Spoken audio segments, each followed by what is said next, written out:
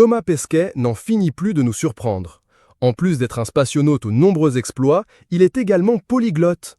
Récemment, il était invité de l'émission Les Rencontres du Papotin, qui sera diffusée le 24 juin.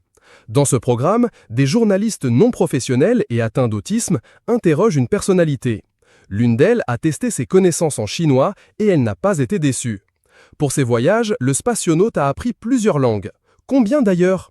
Thomas Pesquet a étonné tout le monde, dont celle qui l'a questionné, en lui répondant en chinois.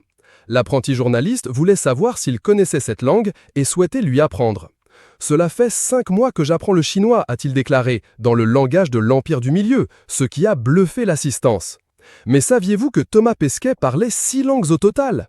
Le français est sa langue maternelle et il a appris en accéléré le russe pour sa mission dans l'ISS. Mais il parle aussi l'anglais, l'allemand, l'espagnol et bien sûr le chinois. Cela lui permet de se faire comprendre un peu partout dans le monde. Une publication partagée par France 2, @France 2, Pierre Naini a participé à la 3e saison de l'émission Jeux LOL, qui rit, sort, et a marqué les esprits lorsqu'il a essayé de faire rire ses camarades en enfilant un aquarium sur la tête en guise de casque, pour imiter Thomas Pesquet.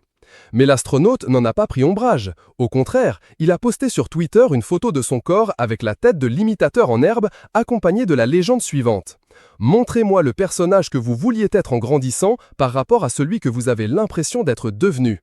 Montrez-moi le personnage que vous vouliez être en grandissant par rapport à celui que vous avez l'impression d'être devenu. Twitter.c2pbb v6ok9. » Résultat, le principal intéressé a répondu « Ah ah, désolé, ceci dit, moi on m'appelle beaucoup Thomas Pesquet. » Et dans la rue. Heureusement, le spationaute et l'acteur ont tous les deux un sens de l'humour et de l'autodérision